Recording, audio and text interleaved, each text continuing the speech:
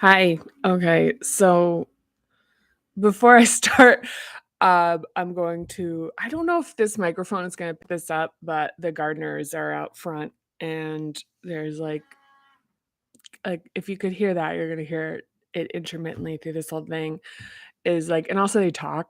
So you can like hear them in the background, even though it's outside. so it's, so just a warning. I mean, I don't know if you can hear that. I mean, it's like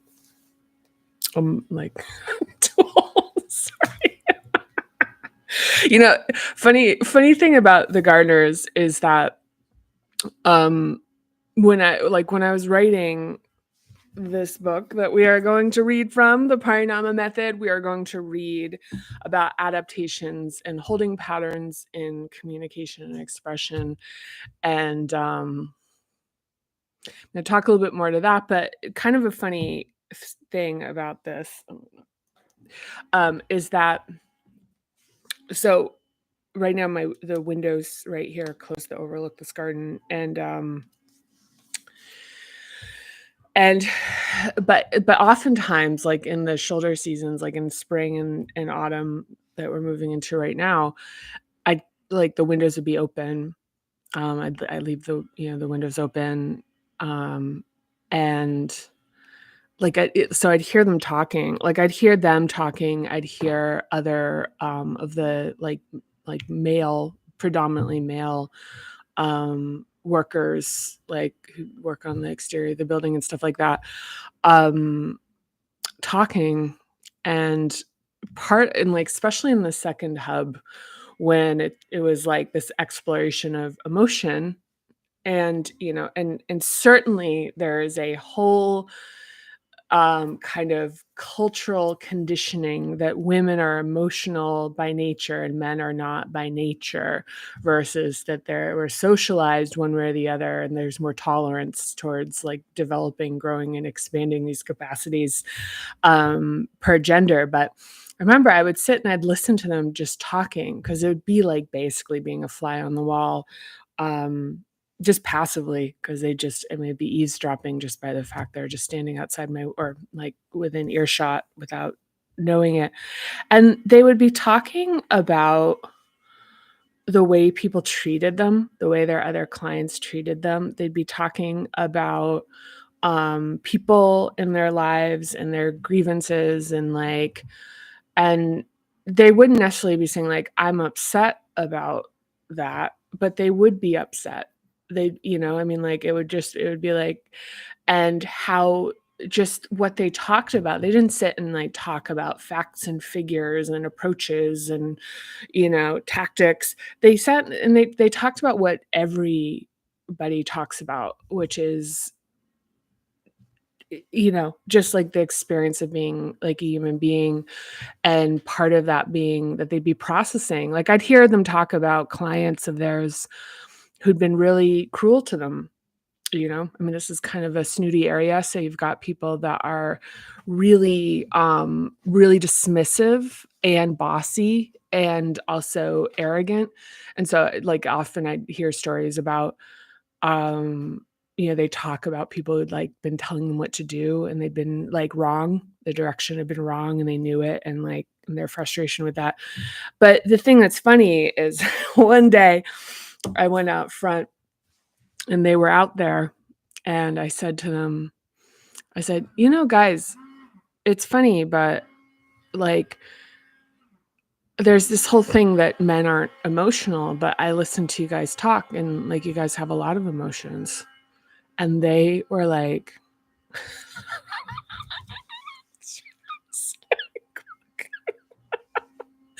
it was like literally like kind of a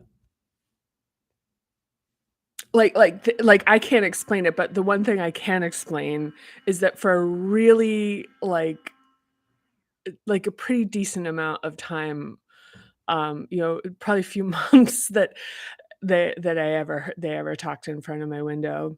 I got like it's funny. It just kind of like muted them for whatever reason, made them self-conscious or whatever. They felt embarrassed, and which wasn't my intent really, but obviously when I think back, I think like it's kind of probably pretty obvious that Might be embarrassing, so that's fair. It's fair, it's fair, but I just I think one of the things and there was, like, a repointing. There's the one thing that also is that, like, over the years, there was a repointing on some brick that was being done, and the guys who were doing it were, like, literally like, "Hey, yo," totally and they were doing the same thing when they were talking. It's like, totally got well, actually, we'll talk as we get into adaptations and holding patterns on the 5th hub, um, it's kind of funny because one of the things is tonal awareness and, people who talk like they have earplugs in, um, so I guess it's a little bit of a segue, maybe? So there's that. But anyway, I guess that's a 5 minute and 55-second explanation of the fact there might be some noise in the background as they're, I don't know, blowing. I think it's I don't know, whatever, that they're doing something. It's like they're using things that make noises and that they're also talking, and you can hear that. It's really cute. So one of so there are topiaries, in the front area, and so, we seasonally there's or they seasonally plant them, and, in the summer, they put, really pretty, tropical-ish flowers that have this kinda climbing component to them, and it's kinda so this is, a thing that I just say, and oftentimes there's a birch tree over this topiary here that's in front of this window, and, what happens is the plant kind of reaches up and it attaches to the birch tree, and they kinda, hold hands, and it was just really cute. I watched one of the gardeners who's kind of a young guy, be really delighted by that and, share it with one of the others. They were like, "Wow, this is so cool." Um, you know what I mean? It's just it's come on, it's really delightful and yeah, objectively delightful. All right, so in this installment of reading from the Parinama method here, boom, we are on page 199, and I will tell you that I,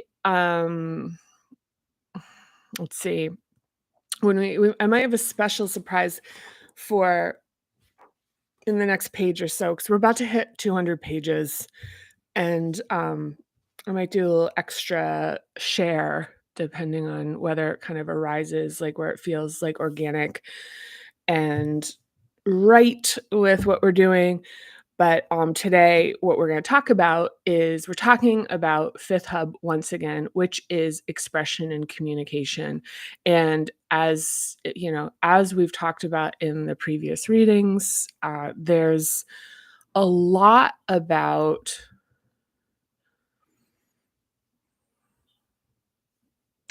I would say the thing like the th so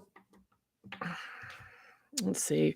So the obvious thing is expression and communication. And in the basics and the themes, we talk about talking and listening and hearing and even a bit about this relationship between wanting to be seen and heard and being heard and validated. And so the deeper cut that we're getting into here is that we just finished the interruptions and stressors and is the evaluation of something that is actually a bit more esoteric and profound and more sustaining is the interruption to the relationship we have with hearing ourselves, the interruption to the relationship and the dynamic we have of being in union with the interest and the curiosity about our own life as it's arising. And there's a lot um, in terms of socialization that continues in very subtle and obtuse ways that continues to reinforce a notion that the way that we experience union to reunite and reunion and come together with ourselves comes from other people, Like, this is like, in like our intimate relationships, having children, friends, family, etc. And this is, of course, an extraordinarily important part of our connection with the world and our experience of being alive, and like, and the fulfillment. And so this isn't discrediting this by any means, because ultimately what we're pointing to is for these dynamics to be even more fulfilling, both by who we attract in the integrity of our expression, and also our ability to exist in relationships without working out of subconscious projections and patterns that are just reflexively operating and running our lives, and where we're like, why won't they change, right? And it's like we keep doing the same thing, kind of thing, where it's like, here we're actually learning to be a lot more um, eloquent, elegant, whatever. It's like sophisticated, whatever, that have this. But this thing here is really about the first restoration being the ability to listen to ourselves and trust ourselves. And there's something, I think it's in this hub chapter, or maybe I feel like I might have already read it. It kind of um embarrassment. With embarrassment, which is, there, it's already, I think I've already read it and I don't remember where, but the thing about, like, if you do something and it's like being caught. So, or being doing something that's embarrassing, like, somebody stumbles or they fall and they drop stuff, and it's kind of, like, kind of embarrassing because it's clumsy or uncoordinated, um or like does something kind of shitty to somebody. And the thing about being like, what, like, the idea of being caught by someone else seeing you is so secondary to yourself seeing you do it, because one person's sort of like passing, assessment, judgment, wherever they're at in terms of their perception of it, or even multiple people, lots of people seeing it, or being caught in in an act against someone. The thing with that is that that's actually just like if you see yourself doing it, now you've just what you've done is you've defined your own identity and your own sense of what the world is capable of. And in a sense, like, by you doing it, you're actually like making that so. So part of the thing about, like, so-called, I guess, like, embarrassment or even morality is that it's about shaping the world that you exist in a way that is certainly not about external validation and other people seeing you, but it's like the imagineering and envisioneering the world that you actually exist in by, like, doing it and being it. And we may get more into some of the deeper implications with that and what's possible, but we'll see what happens. But here in the adaptations and holding patterns with the fifth hub, we've done the, like, learning the hub. So that's in the initial development, the basics, the themes.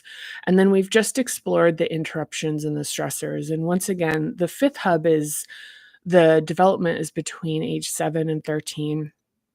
And so considering those ages, and something that's also helpful for this type of exploration is paying attention to people that are these ages.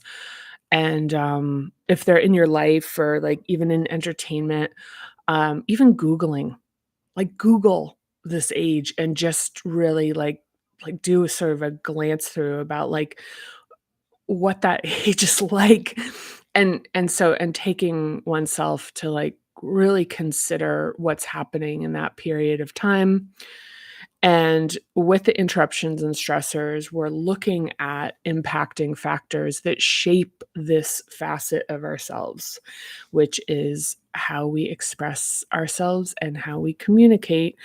And as sort of alluded to just a minute or two earlier, this is not only an external expression and exchange with the outside world, it's also what we're doing is we are uniting a fissure within ourselves that interruptions and stressors can cause, that also harks back to the second hub, which is the interest and the belief and the trust in ourselves about what's arising as being interesting, true, and authentic and real.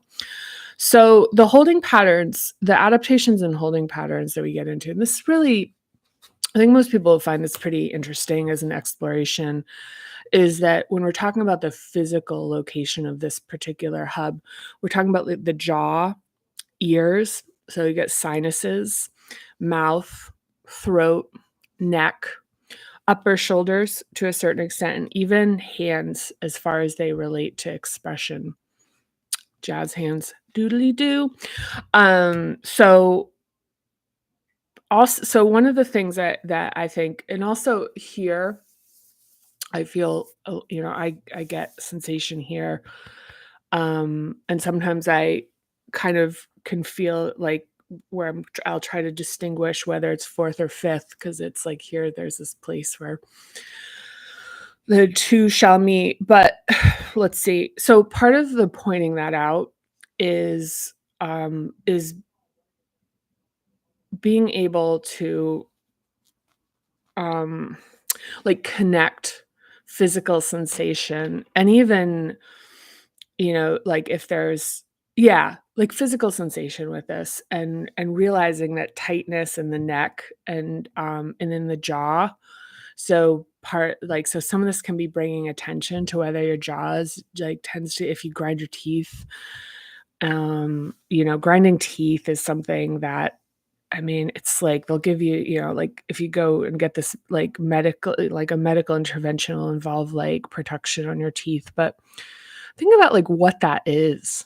It's like kind of like, and so I used to have a mouth guard, and actually my teeth, I used to grind my teeth like tremendously. And now my teeth, like now with this type of practice, I will say that the jaw slacks a bit once the tension is released, but the tension is released through this reflex emotion and logic, like the work that we do here. And this, I feel like every hub for me was like there was an aspect of surprise with it, with like how much was like contained in it that needed to be sort of, unpacked, released, dissolved, softened. And this one, we did the fuck you journal yesterday. That had really surprised me because I think one of the things is I'd convinced myself. So this is another thing where it's like convincing yourself it's not that big of a deal. You don't really get to totally decide that. Like it's in this thing, and this was something I learned in my yoga practice, which was, when I used to do a near daily Ashtanga yoga practice, one of the things I learned was like, I don't get to decide what my soma and my body mind has decided was like upsetting like that. And this might be a little extra for this, but why not? I'll just get into it. Is that in my practice, my daily practice, with the physicality of it, like the things that would be coming up and like kind of processing and coming through would be things that would surprise me. Like it would just, as I was like, like in the practice, so, and that was one of the first very material ways that I saw that we don't get to cognitively decide. And that's actually like the thing is usually something that's also an interruption and stressor, which is like you're taking this too seriously, or that's not such a big deal, or whatever. If it's a big deal, it's a big deal. Like there's like the wall that we put up and the defenses we put up don't really change that we get impacted by this stuff, which is kind of an odd thing to say. like, it's still you're still taking on kind of like you're still taking it on. It's just sort of like, yeah, actually, I'm not gonna talk more to that because there's so much more to it, um, than I think, I'm 20 minutes in, so I think it's probably time to start doing some reading. Yeah, if you wanna hear more about it, like, you put something in the comments if you wanna talk more about that. But okay, so what we're talking about is, so one of the things too is like a reminder about adaptations and holding patterns are really about looking for the patterning that we see that's present in our lives right now, our inclinations that point to the basically they point to like sort of what the strategy was in terms of adapting to interruptions, and stressors to the development of the hub. And with the fifth hub, it's very ongoing. This is something that continues into adulthood. But what I would say is that it's kind of like water, like running through sort of if there's a what I'm trying to think of, if there's like an indent, it's like, if it started early in our lives, like this notion that if it shows up as we get older, it just kind of, there's already sort of a place for it to go, and it sort of reinforces um, something that we've already notionally come to believe is true. So, the adaptations and holding patterns do tend to point back to things that are like, like related to early development, unpopular notion in some circles. So I'm going to read a little bit and then we'll see kind of like what happens here. Oof. All right. A little crunchy there. Okay. So adaptations and holding patterns. Is there anything else to say? No, is it? That's it. That's it. Okay. So this hub isn't just about the act of talking. It's about the integrity of self-expression through speaking, listening, being heard, and creativity. In the fifth hub, truth exerts its force and wants to be expressed. It can require significant effort to control what we say, and the truth can feel stuck in our throat.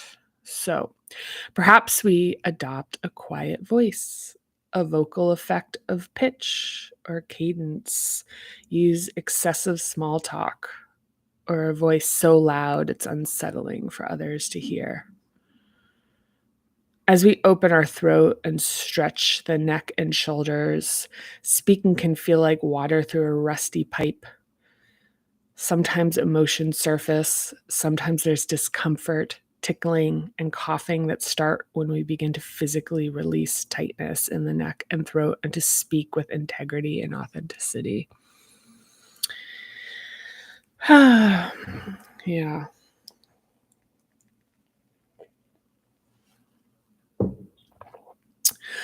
So we may be articulate and capable of commanding an audience in a professional setting, but when disclosing personal truths, our voice may constrict, and we may struggle to find the right words, or may have greater ease and comfort at home, but struggle with communication at work.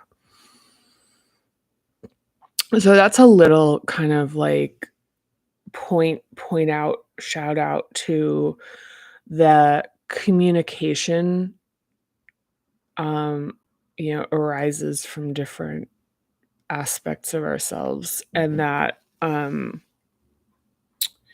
like second and fourth hub communication, predominantly as it relates to like personal relationship, can be very different than what our professional expression is. So can be, some, it isn't always, but can be.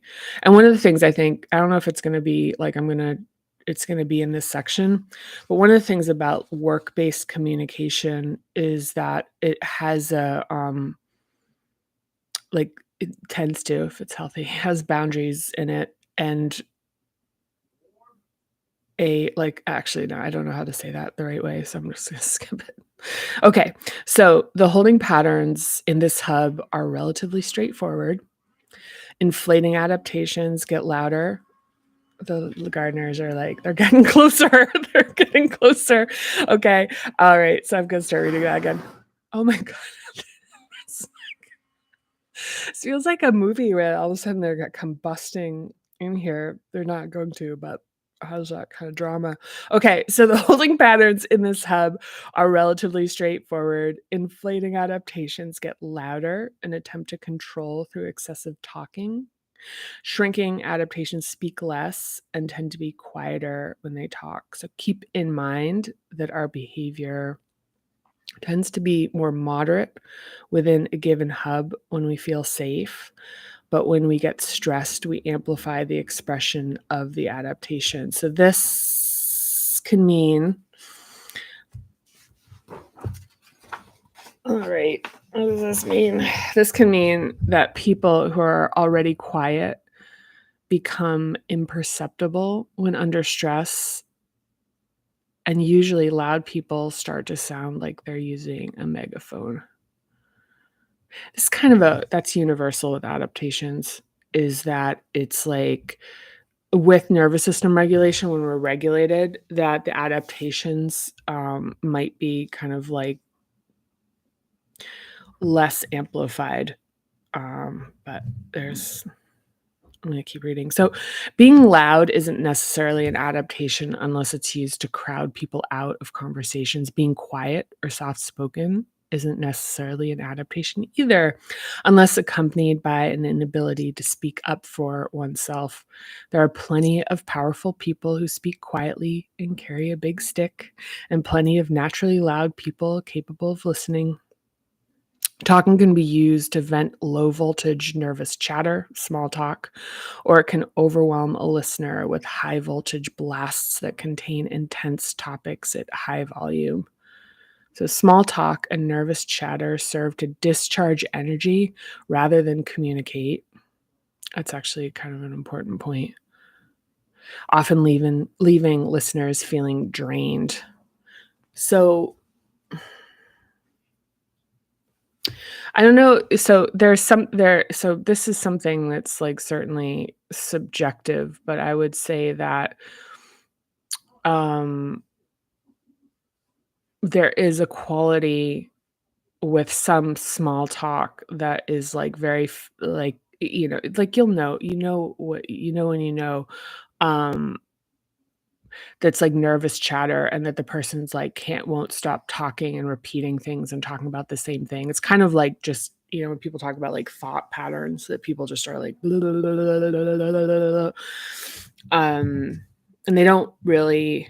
they definitely don't want like suggestions, solutions, like where it's a very distinctive thing where it's like they just want to talk and talk and talk about like, this is what I'm experiencing, this is what's happening. And they're really hard to control. Like they're really hard without being very abrupt with them, which can feel hard because there's a sense of like like a sense of extraordinary vulnerability um, when the person's doing this. But just yeah, that's just a whole thing. But the point I would make here with this is that you want to form a boundary around this. It's doing them no favors because it's unconscious. They're just venting and they're not even understanding what's happening. So the service that it feels like, unless you consciously surface it and say like it looks like you have a lot of energy that you need to sort of like blow off some steam, that this isn't really about like necessarily talking about how to solve this. If I'm understanding this correctly, you just really want to express how you're feeling right now and just get some stuff off your chest. And I want to be here for this for as much as possible, but I have my limits for how much of this I can take on. um like this is yeah, that's a thing. That's a thing. And just being careful about it. It's not judgment, I mean, like, I think one of the things is when we feel overtaken by this kind of thing, there can be this sense of, like, wanting to kind of push back or judge or feel preyed upon. But there's just a tremendous amount of, like, just unconsciousness in it. It's not, you know unconsciousness and like humanity. So it's and also the thing is if we're unconscious about what's happening, it's like that kind of thing where it's like these conflicts that happen where you have just back to this thing about like these conflicts where or these interactions and these dynamics that are just operating out of reflexes and everyone's feeling kind of victimized by them or like or feeling kind of like without being able to like do some um conscious management and awareness with it. So okay. Oppositely, yelling and intensity will shock, exhaust, and overwhelm listeners because they tend to either blow out or scramble listeners' circuits. In balance, I mean, it's just like that's a thing. We know. I think most people are really familiar with that. I think most people are familiar with that, but I also would say that that also falls under this. I think one of the things about the voltage and the expenditure when we're talking about, in Parinama for beginners, we talk about our budget for our nervous system, for our emotional and our like sort of nervous system budget. These are things that like spend a lot that were like part of the kind of like indoctrination we can have around them is that they're not supposed to. That it's just kind of like that we're kind of, it's like, yeah, well, like how exhausting these things are to us. And one of the things is like being tough, like being able, I can handle it. Like the thing, like I can handle it if someone's yelling at you versus realizing it's like, right. And yes, and you can handle it, but there's also like expenditure. So yeah, there's that. So in balance, or at least in a dynamic flow, communication is authentic, brave, and magnetic without being overbearing. If you're not being authentic, deciding to play it safe, you have your reasons, but you can't be surprised if people don't find you interesting. So, I mean, like, this is the thing. This is the thing. If you're not being authentic, deciding to play it safe, you have your reasons, but you can't be surprised if people don't find you interesting. Yeah. Yeah. I don't know if that's for, I don't know. I don't think I have to go any further into that. Like, actually, the thing I'd go in further is you have your reasons. Like, one of the things about authenticity is it's polarizing.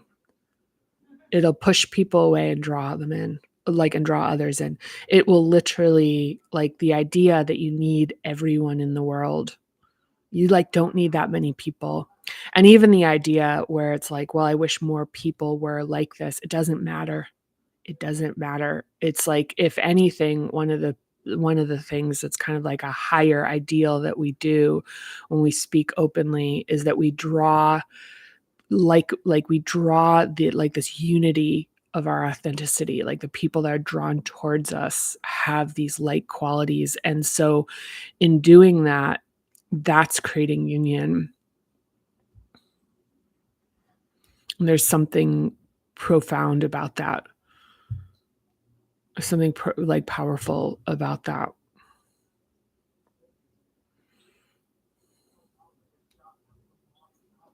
So when okay, so when there's integrity in this hub, we speak with a resonant, centered voice, with with the ability to either be quiet or to speak up and even yell when a situation calls for it. When we hold back, common physical symptoms are tension in the throat, neck, and trapezius muscles, top of shoulders, closest to the neck. So back to the whole thing about a hub is like one of the ways, and we're going to talk about the characteristics of a balanced fifth hub, characteristics of an out of balance fifth hub, and then do shrinking and inflating, is that one of the things that, and this is a hub where we can start to actually like experiment and see which is like find the adaptations just kind of like in the moment. And one of them is like how hard it is to yell. How if it's like, can you yell? This might seem like, of course, can you yell? And also, can you be quiet? How many times are they gonna like come under the door over there? It's like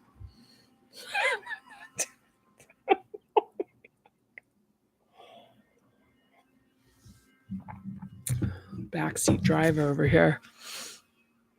Yeah. It's gonna be so beautiful too. It's really nice. I don't think they're doing a replanting. I think they're just tidying things up. But it's like one of the great joys is to like walk out, because when I open the store, like there'll be a new garden. And back in the old country, when I used to go out and practice yoga at the shala, and then I'd come home and the garden would be like new. It's like pretty magical. It's a really beautiful garden. Anyway, so appreciation. It's my gardener appreciation shout out. Yeah, I mean, one of the things is that it's like finding that like where that is comfortable. So it's like for talking quietly to just like how that feels to just speak in a tone that is in a volume that is really quiet, and even maybe ASMR style, and feel how that feels. If that feels uncomfortable, to talk quietly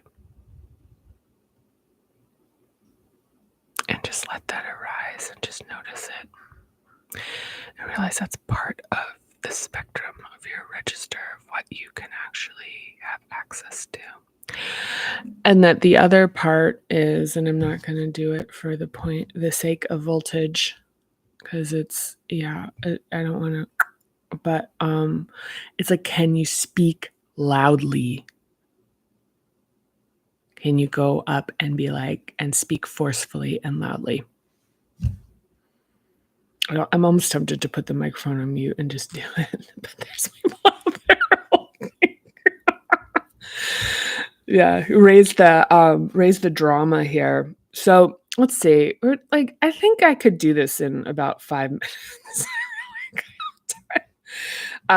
So I think I'm going to read the characteristics of a balanced and out of balance fifth hub, because these are bullet points, and I think hopefully I can get through them quickly. You don't seem convinced. That's my projection. That's a perfect example of a projection. Oh my God.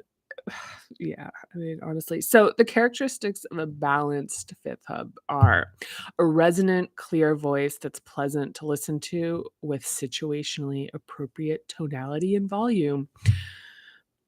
For women, this is and so for women, I'll say for me, I used to have an upward lilt and talk at a higher register. It's kind of exhausting. Uh, and when I first became a boss, it was something I had to reconcile, is that if I continued talking like a little baby, that was going to create that it undermined me. I was undermining myself in that. And that was a hard thing. I want to give a lot of love and shout out to any woman who struggles with this, because it is not as easy as saying, stop talking like a little baby. It's like saying, there's a tremendous amount of social value and power placed on your femininity, and the power that grants you is in opposition with the power that just the objective, sense of just power is. So there's a social construct of power, and people men specifically being charmed by you, but overall people not being threatened by you, that can plays to certain advantages that are considerable. And I'm not going to write that off and say, well, that's something you should just throw away, because it's a thing to be considered and reconciled. It's very personal. Clear and considerate verbal communication. Once again, we're talking about balanced fifth hub. Good listening with balance between talking and listening. Written communication is both concise and expressive. One thing I'll say about this with writing the book was that I learned a lot about how I talk by my writing, and I think I became well, I think it's safe to say I became a significantly better communicator by spending time in writing. And one of the things I realized there are a lot of things. One of the things I realized I did is I wrote backwards, like, my sentences. Like, so I was writing like I spoke initially, and then kind of the discipline of becoming more clear in communication, thanks to working with Allison, my amazing editor. Oh my gosh, I love you, Allison. Just sending that out into the universe right now. Um, was that learning. There were a couple things. Everything was backwards. My paragraphs that would be at the end, it would be the most interesting thing. My sentences were flipped around, and so it was an interesting experience as far as I think I became a better communicator. Someone recently said to me that, like, my sentence structure when I talk was, like, well, um, like, which I was like, "Hey, do." I love it. So good. Okay, let's see. Effortlessly and naturally creative. Ba-boom. Smooth and graceful physical movement acts in concert with verbal communication. This is where we have a tie-in with the second hub. A lot of um, synchronicity there. Feels heard and therefore can make space for others to feel heard. And I want to say to that is that, it's really common that people aren't great listeners. Like, it's just, like, the thing about not being really an effective communicator kind of thing, right? It's like, well, there's that. And then it's almost like two separate, like, like vehicles for shaming. And the thing I want to say about listening is that it's really about having a hunger. It's kind of like feeding others when after like, while you're starving. That's the thing about listening, is if you feel fundamentally unheard, the hunger to be understood and seen.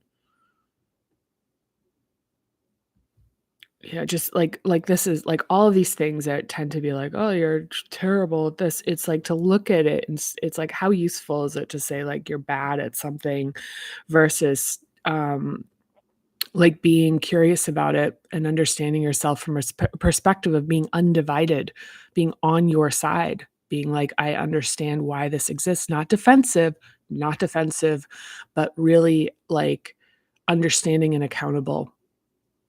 So it's like, yeah, this is why this is okay. This is, like, and then being responsible for that and being, and even to the point of being able to communicate that with people to say like, yeah, listen, I'd love to hear, like, listen to you. Like, it's going to be hard for me to listen right now, because right now I have a lot that I feel like it is unexpressed in me. So there's like, I'm providing you something that I need, which might be hard for me right now. So another bullet is respects others' different perspectives, is calm and does not reflexively feel attacked. That's a good one. Confident in its opinion, unafraid to respectively voice dissent. That's beautiful. It's a very beautiful one. Extraordinarily powerful. Once again, I'm going to call back Taylor Swift as sort of a like icon in this sense. Feels in the loop and keeps others aware of what's going on. Able to stay in touch with friends, family, and colleagues over time. Feels safe to say what it believes, not excessively fearful of being rejected.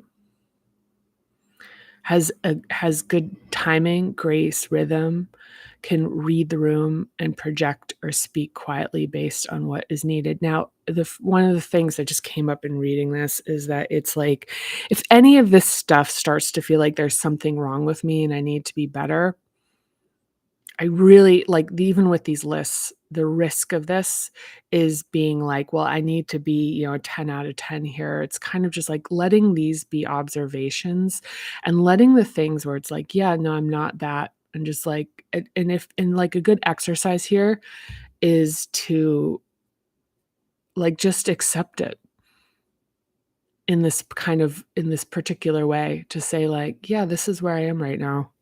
Like, this is just what it is. Like, I get it. I get it. Because this is like the danger here is that this becomes a vehicle for like shame, where you look at it and go, oh my God, I'm like, I do all these terrible things. Like, no.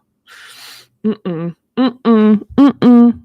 Okay. Characteristics of an out of balance fifth hub: tightness or stiffness in the throat, neck, and tops of shoulders, awkward, agitated, or shifting physical movements that non-verbally express discomfort, doesn't read the room, defensive, self-conscious, and out of sync with what others are saying. Voice can either be inaudible, shrinking, or booming, inflating. Avoids difficult conversations, talks about everything except what truly matters, often behind people's backs. That's a big one here. Is like gossiping. Yeah.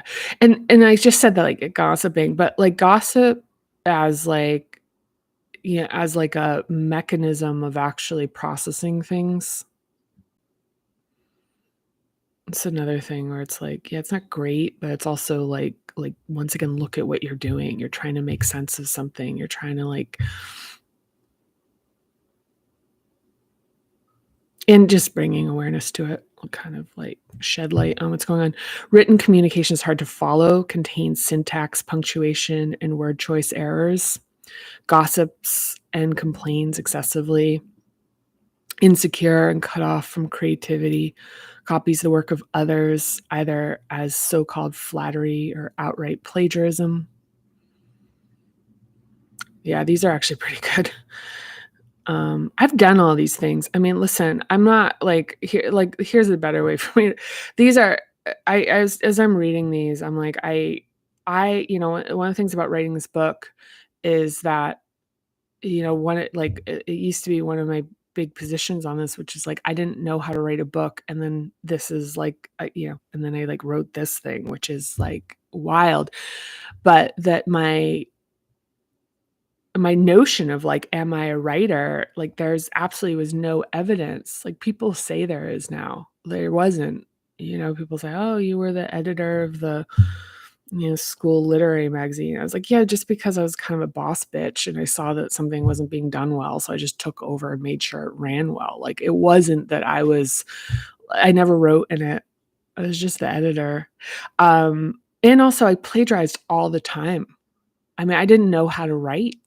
And one of the things is like my fifth hub in especially early in life in the aspect of expressing my like the truth and the integrity of my experience was so hurt. And there was such a blockage that relates to other deeper things that go beyond the scope of like what I talk about here, but in my own process that all these things, I mean, I used to like I just like honestly, I used to plagiarize like crazy. I remember and back where, there was no computers, so it was just like I'd be like copying. I remember like copying stuff out of a book, like right onto a page and changing a couple words.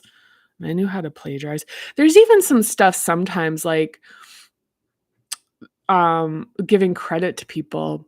Sometimes I try with this, but sometimes there's kind of a fifth hub thing that I have where it's like I'll struggle with giving credit to people. I didn't do it in the book, but I do it in my life still.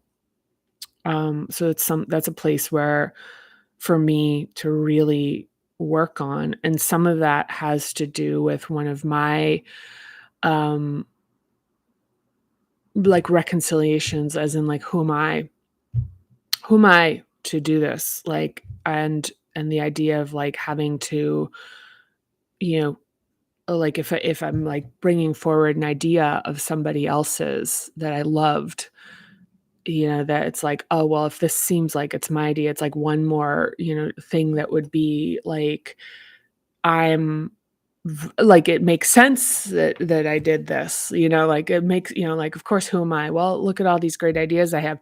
So that's something that connects with that. So I have that as well.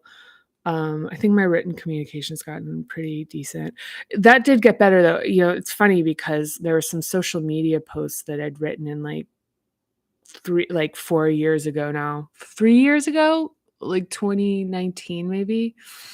And I remember, just laboring over them.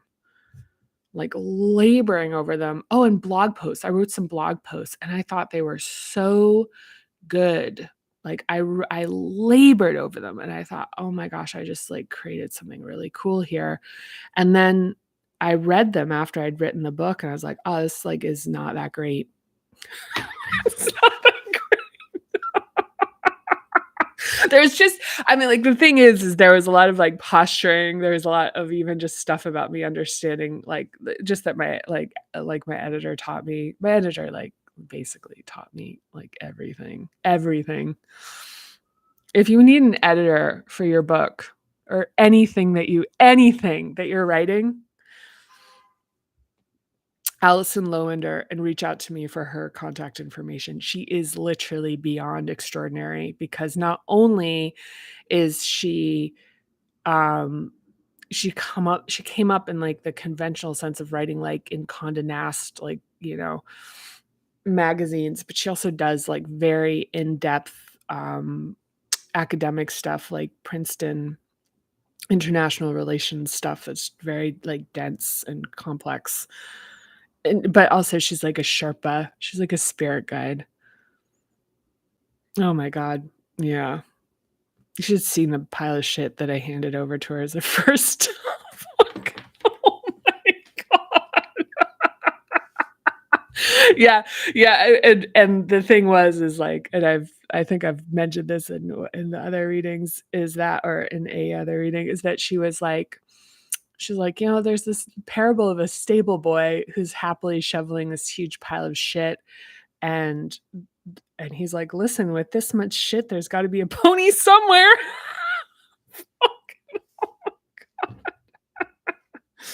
So, yeah, I'm not a super gossiper, but I can go there. My gossiping right now, the gossiping I do is processing, some just processing. Yeah, but I mean, I don't complain that much. I'm not a complainer. Alright. But it could I have been. I mean, come on. So insecure and cut off from creativity, copies the work. Yep, we talked about that one. I did that one.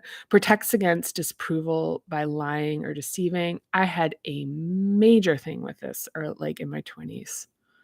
It was so hard for me to conceive the state of my family that I created this sort of version of myself that I believed that helped me navigate. And then the worst part was the come down of having to reconcile what the reality was. So that's part of the thing about lies and deception, is that there's a reconciliation eventually, or an incredibly energetically difficult dynamic to uphold. So it's kind of yeah, it's like buying with on a credit card with a really high interest rate.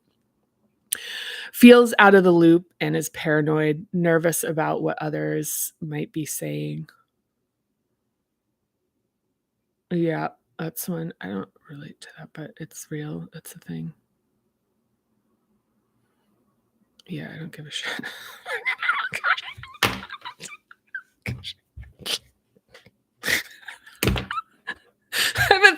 I've been thinking that I say until you have 20 people that absolutely hate you, you don't have a career. I love correcting people when they tell me wow, people admire you. I'm like, there's a lot of people who really don't like me. And I love them for it. It's like fucking right on. I want more, like, I really want to increase this dynamic. This is actually part of my work in this hub, is to be able to become more courageous in this component of like being like speaking with more integrity, so that I create more, even more of a sense of like magnetizing the right people. Doesn't believe or respect other people's lived experiences when they're too different. So yeah, so this is like one of those things where it's like, I like, help me understand, like, where if, unless somebody's like life is literally like something where they're like, yeah, that um it relates to theirs. There's even something, like, one of the things I'll point to is like when men are like, well, I have two daughters, so I care that the world. It's like, what the fuck? It's like literally like absolutely enraging to me is when men say, well, I have two daughters, so I give a shit about the world. It's like, no, just how about you give a shit about the world? The fact that it has to be something that's going to like hurt you if, your people, your progeny is not treated well. Now all of a sudden you're interested in this shit. It's like, give me, oh my God, it's fucking enraging. And it's supposed to be like really endearing. It's not. Assumes negative, and see, I just did the thing I wanted to be better at. It's like, yay me. Okay. Assumes negative intent or discounts people as only trying to get attention when what they have to say is overwhelming or difficult news. So assumes negative intent or discounts people as only trying to get attention when what they have to say is overwhelming or difficult news. Incessant talking, quietly for shrinking, loud for inflating. This is just out of balance. Like, this is a thing. Like, the point I actually have accidentally made here is that, like, all of this stuff is not permanent. Like, I'm talking about this stuff, and I'm talking about things like high school and early 20s behavior. This stuff, and so the things I pointed to, like, I don't do it anymore for the most part. I mean, I can. I'm not saying, like, I'm not, like, absolutely never. I'm, like, now, like, morally pure and, like, completely above it all. It's not it at all. I'm just pointing to the fact that this stuff is, like, I mean, this is just, we're looking at this stuff and going, "Okay." Like, that it's not as a judgment. It's kinda like, "Yep, that happens. That happens." And then, like, what balancing this does is it brings kind of a, like, an integrity here where this stuff just winds up not really, like, being a thing anymore. So, can use embarrassing detail oversharing to gain trust, but does not disclose anything with real vulnerability. Yeah, I'm gonna read that again. It's good. Can use embarrassing detail oversharing to gain trust, but does not disclose anything with real vulnerability. It's kind of like honestly, it's kind of like the Amy Schumer effect, where you have, she's like, "Oh, I'm so fat," and like, I like shit my pants, and where, and it's like self-deprecating. I'd call that self-deprecating. It's using like self-deprecation of like really just embarrassing things versus actually disclosing anything about, like, honestly, I'd say, yeah, like anything of like real consequence to disclose to someone. It's like totally a Fifth Hub thing. Tone deafness. Tone deafness. And tone deafness is like one of the things with this is like, this is one I've been like paying attention to a lot lately, is people who talk really loud. Like, and I've kind of started to think of it as like people who talk like they have earplugs in and they can't hear their exterior volume. And they tend to like talk loud, like where it's like, yeah, I'm not gonna talk into the microphone with it that loud, but that's the idea. So this one's super long. This might be one of the longest ones ever. I'm gonna give one practice here as a wrap up, which is, so in Fifth Hub, we're really starting to, one of the things is like the power of what we say. And so the exercise here, I can't help but like watching. It's so interesting. Um, Gardner Vision or whatever. Um, is like, so for it like, use so one of the things we're gonna talk about in the 12th chapter here is about how we start to use the hubs to do this kind of particular thing. In some circles, it's called manifesting, which now, because it's so new, it's like consciously creating, and it's actually going even beyond that. It's like how to actually, the transform everything part of this is like shift things in a way that, has, I'm still, like, anyway, blah, blah, blah. So if you've made it this long, you've earned this trick, which is bringing consciousness into what you want and what you don't want in terms of like building your sense of like what you're paying attention to, and what you're speaking to, and using words. So what do I mean by this? And this maps back to other hubs, but in the interest of time, I'm actually not going to talk to do kind of the walk back on that. So here's the exercise.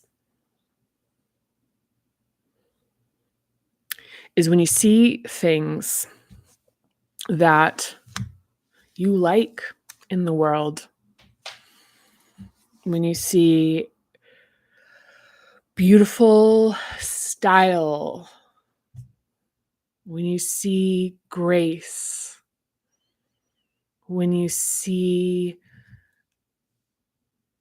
things to be admired, when you see talents, when you see like lifestyle aspects, when you see creation, when you see love, when you see whatever you see, when you see something, whatever, like, and this goes, I think in the conventional kind of like thing, there's like, when you see a nice car or whatever, it's fine too. Anything. You look at the thing, you go look at some of these beautiful beach houses, you look at the thing. So instead of the protection of envy and jealousy, of kind of like not looking at things and being more comfortable focusing on things to complain about, is to look at the things. And this is to start to say like, all right, and this has been spoken to in previous hubs, is to say, that's for me. Like, that's for me. That's for me. Ooh, that's for me. Like, you see the things that elicit like this sense of like, yes, I'd like that. And you go, that's for me. That's for me. That's for me. That's for me. Not in a little like, that's for me. So you see something, instead of going, you got, that's for me. That's for me. And in the contrary, the things that you don't want, you go, yeah, that's not it. That's not for me. That's not for me. And the thing I say in the shorthand for that is like, that's not it. That's not it. It's not that. It's not that. It's not that. That's not it. So I was like, that's for me. That's for me. That's for me. That's for me. That's for me. That's for me. That's for me. That's for me. Beautiful food. That's for me. That's for me.